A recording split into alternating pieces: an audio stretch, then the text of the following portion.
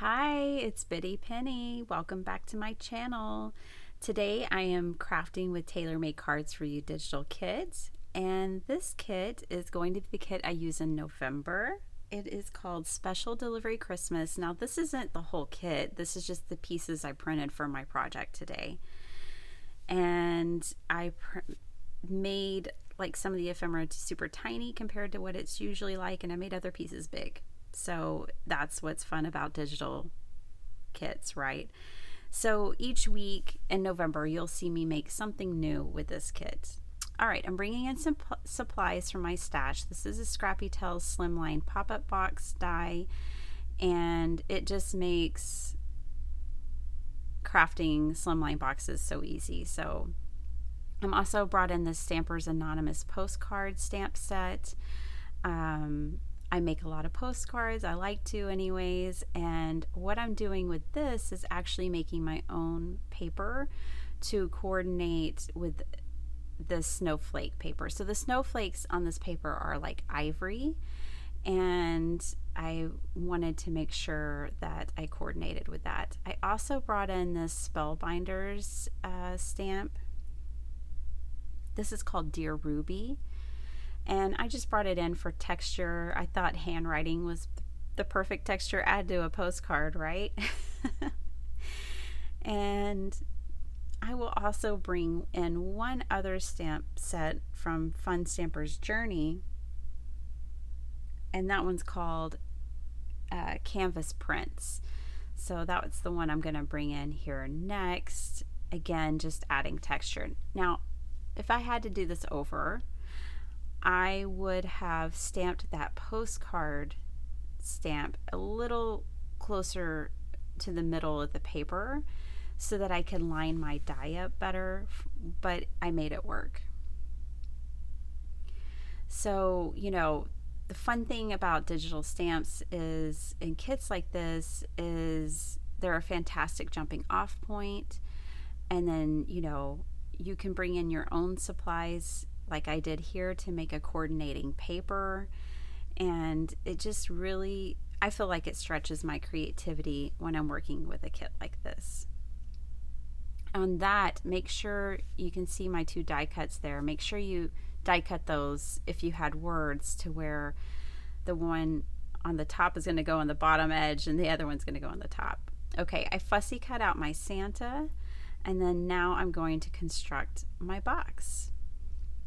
While I'm doing that, I want to encourage you to go check out the other crafters who are working with this kit.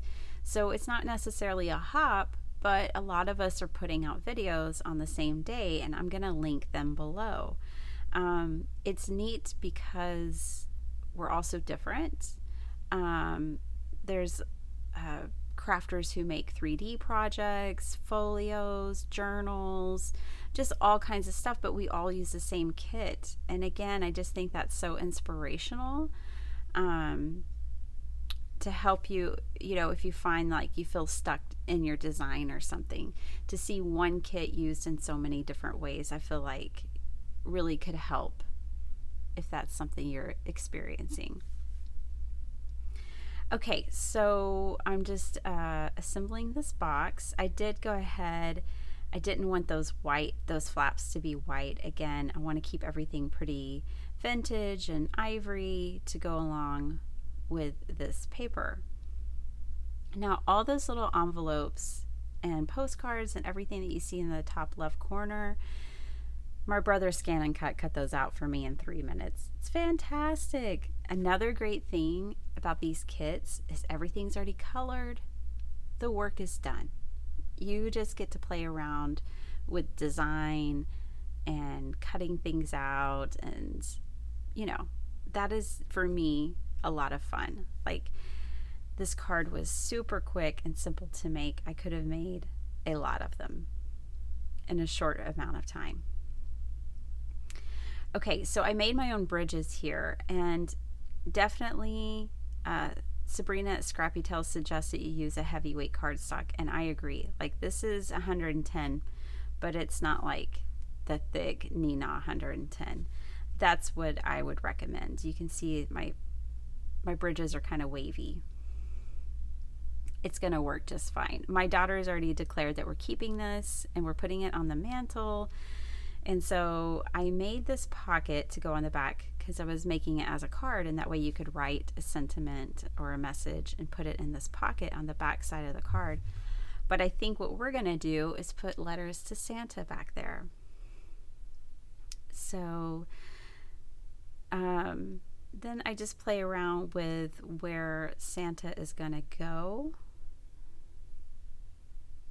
And at first I thought I was going to put him very like front and center, but I changed my mind. He went in the middle.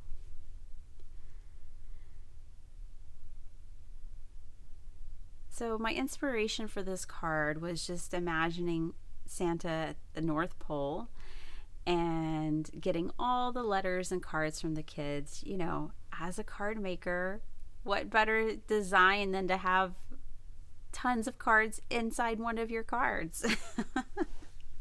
No, it was just really fun, and I could just imagine, you know, our fictional Santa just getting a ton of cards from all these children all over the world.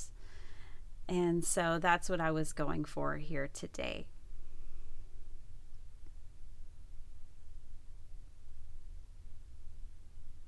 I did scale these down quite a bit from their original size in the kit.